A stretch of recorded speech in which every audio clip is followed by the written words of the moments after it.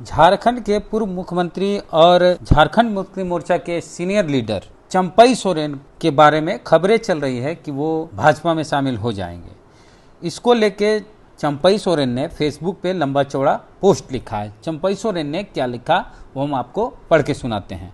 जोहार साथियों, आज समाचार देखने के बाद आप सभी के मन में कई सवाल उमड़ रहे होंगे। आखिर ऐसा क्या हुआ जिसने कोल्हान के एक छोटे से गांव में रहने वाले एक गरीब किसान के बेटे को इस मोड़ पर लाकर खड़ा कर दिया है। अपने सार्वजनिक जीवन की शुरुआत मैंने औद्योगिक घरानों के खिलाफ मजदूरों की आवाज़ उठाने से लेकर झारखंड आंदोलन तक मैंने हमेशा जन सरोकार की राजनीति की है। राज्य के आदिवासियों, मूल निवासियों, गरीबों, मजदूरों, छात्रों एवं पिछड़े तबके के लोगों को उनका अधिकार दिलवाने का प्रयास करता रहा हूँ। किसी भी पद पर रहा अथवा नहीं, लेकिन हर पल जनता के लिए उपलब्ध रहा। उन लोगों के मुद्दे उठाता रहा जिन्होंने झारखंड राज्य के साथ अपने बेहतर भविष्य के सपने देखे थे। इसी बीच 31 जनवरी को एक अभूतपूर्व घटनाक्रम के बाद इंडिया गठबंधन ने मुझे झारखंड के 12वें मुख्यमंत्री के तौर पर राज्य की सेवा करने के लिए चुना। अपने कार्यकाल के पहले दिन से लेकर आखिरी दिन 3 जुलाई तक मैंने पूरी निष्ठा एवं समर्पण के साथ राज्य के प्रति अपने कर्तव्यों का निर्वहन किया। इस दौरान हमने जनहित में कई फैसले लिए और हमेशा की तरह बड़े बुजुर्गों, महिलाओं, युवाओं, छात्रों एवं समाज के हर तबके तथा राज्य के हर व्यक्ति को ध्यान में रखते हुए हमने जो निर्णय लिए उसका मूल्यांकन राज्य की जनता करेगी। जब सत्ता मिली तब बाबा तिलका मांझी, भगवान बिरसा मुंडा और सिद्धो कान्हू जैसे वीरों को नमन कर राज्य की सेवा करने का संकल्प लिया था। झारखंड का बच्चा बच्चा जानता है कि अपने कार्यकाल के दौरान मैंने कभी भी किसी के साथ न गलत किया न गलत होने दिया। इसी बीच हूल दिवस के अगले दिन मुझे पता चला कि अगले 2 दिनों के मेरे सभी कार्यक्रमों को पार्टी नेतृत्व द्वारा स्थगित कर दिया गया। इसमें एक सार्वजनिक कार्यक्रम दुमका में था, जबकि दूसरा कार्यक्रम पीटीजी शिक्षकों को नियुक्ति पत्र वितरण करने का था। पूछने पर पता चला कि गठबंधन द्वारा 3 जुलाई को विधायक दल की एक बैठक बुलाई गई है, तब तक आप सीएम के तौर पर किसी कार्यक्रम में नहीं जा सकते।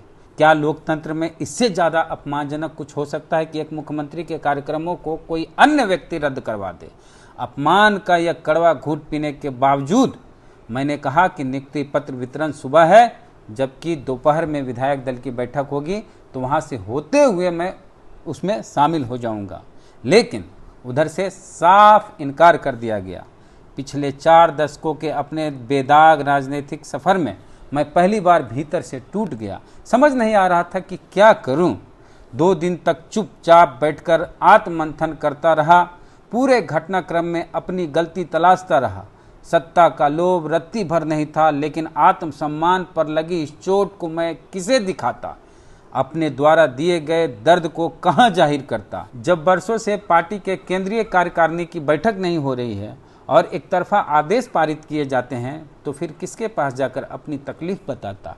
इस पार्टी में मेरी गिनती वरिष्ठ सदस्यों में होती है, बाकी लोग जूनियर हैं और मुझसे सीनियर सुप्रीमो जो हैं वे अब स्वास्थ्य की वजह से राजनीति में सक्रिय नहीं हैं।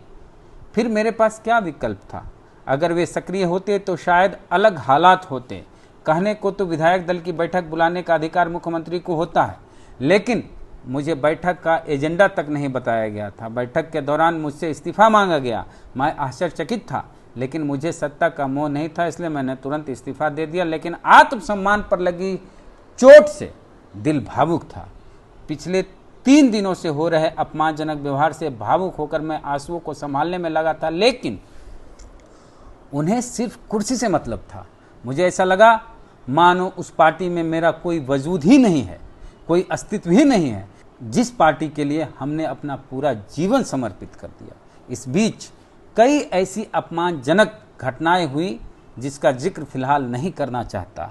इतने अपमान एवं तिरस्कार के बाद भी मैं वैकल्पिक राह तलाशने हेतु मजबूर हो गया। मैंने भारी मन से विधायक दल की उस बैठक में कहा कि आज से मेरे जीवन का नया अध्याय शुरू होने जा रहा है। इसमें मेरे पास 3 विकल्प थे। पहला, राजनीति से संन्यास लेना। दूसरा, अपना अलग संगठन खड़ा करना, और तीसरा, इस राह में अगर कोई साथी मिले तो उसके साथ आगे का सफर तय करना। उस दिन से लेकर आज तक तथा आगामी झारखंड विधानसभा चुनावों तक इस सफर में मेरे लिए सभी विकल्प खुले हुए हैं। एक बात और, यह मेरा निजी संघर्ष है, इसलिए इसमें पार्टी के किसी सदस्यों को शामिल करने अथवा संगठन को किसी प्रकार की क्षति पहुंचाने का मेरा कोई इरादा नहीं है। जिस पार्टी को हमने खून पसीने से सींचा है उसका नुकसान करने के बारे में तो कभी सोच भी नहीं सकते, लेकिन हालात ऐसे बना दिए गए हैं कि ... आपका चंपाई सोरेन।